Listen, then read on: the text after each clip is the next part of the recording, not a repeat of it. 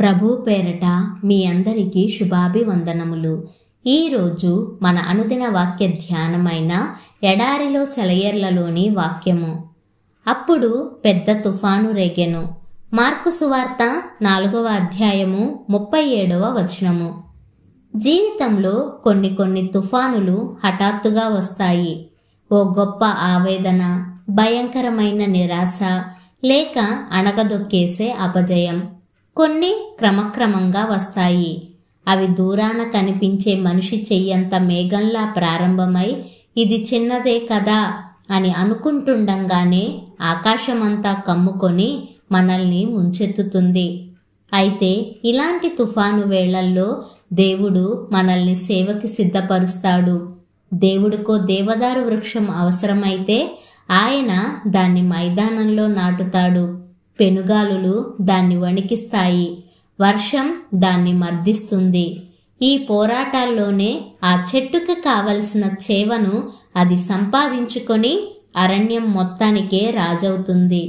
దేవుడు ఒక మనిషిని ఎన్నుకున్నప్పుడు ఆయన అతన్ని తుఫానులో నిలబెడతాడు.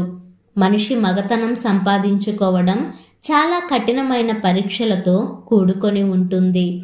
మనిషి ఎవడు తుఫానుకు ఎదురు నిలిచి గెలవకుండా మనిషి అనిపించుకోలేడు. ప్రభు, నన్ను పగులగొట్టు, తిరిగి నీ చేతులతో తయారు చెయ్యి అని తాను చేసిన ప్రార్థన సార్థకం కాకుండా ఎవడు పునీతుడు కాలేడు. ఒక ఫ్రెంచ్ కళాకారుడు తన అపార మేధాశక్తిని ఉపయోగించి ఒక చిత్రాన్ని గీశాడు. ఆ బొమ్మలో గొప్ప వేదాంతులు, అమరవీరులు, ప్రపంచంలో అన్ని రంగాల్లోనూ ప్రఖ్యాతిగాంచిన మహామహులంతా ఉన్నారు. అయితే ఆ చిత్రం ప్రత్యేకత ఏమిటంటే వాళ్ళు విశ్వవిఖ్యాతి చెందడానికి ముందు కష్టాల్లో ఆరితేరిన వాళ్ళు. ఆ బొమ్మల్లో అందరికంటే ముందుగా వాగ్దానం వల్ల వారసత్వంగా లభించిన కనానుకు చేరలేకపోయిన మోషే ఉన్నాడు. అతని పక్కన తడుములాడుతూ కళ్ళు లేని హోమర్ మిల్టన్ ఉన్నారు. వీళ్ళందరి ప్రక్కన అందరికంటే ఉన్నతుడిగా కనిపిస్తున్న మరొక వ్యక్తి ఉన్నాడు. ఆయన ముఖంలో వీరెవ్వరి ముఖంలోనూ కనిపించని బాధ కనిపిస్తున్నది. ఆ కళాఖండానికి తుఫాను అనే పేరు సరిగ్గా సరిపోతుంది. తుఫాను తరువాతే ప్రకృతిలోని అసలు అందం బయటపడుతుంది. పర్వతానికి ఉన్న కరుకు సౌందర్యం తుఫాను సమయంలో కొట్టొచ్చినట్టు కనిపిస్తుంది.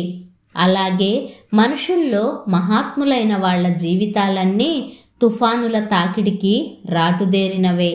నీ జీవితంలో కూడా పెనుగాలులు వీచి విసిరి నిన్ను అటూ ఇటూ కొట్టినాయి. వాటన్నింటి వలన నువ్వు పగిలిపోయి అలసిపోయి లోయలో మట్టి కరిచావా?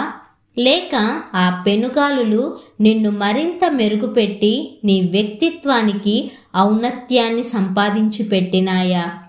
తుఫాను తాకిడులకు అలసి సొలసి ఉన్నవాళ్లంటే సానుభూతిని నీలో రేకెత్తించినాయా? దేవుడు నాటిన వృక్షాన్ని ఏ ప్రభంజనము సృజించలేదు. గాలి రేగినా కొమ్మలూగినా ఆ చెట్టుకు మాత్రం మరింత పట్టు, భూమి లోతుల్లో వేరు తన్నే మహాభుజంగా దేవుడి పోషణలో అది శాఖోపశాఖలై పల్లవిస్తుంది. ప్రభు గుర్తించే పాదసాన్ని కదిలించే తుఫాను లేదు. ఉరుములు మెరుపులు, వడిగా కురిసిన పిడుగుల సవ్వడి ఎంత రేగినా ఏమీ కాదు.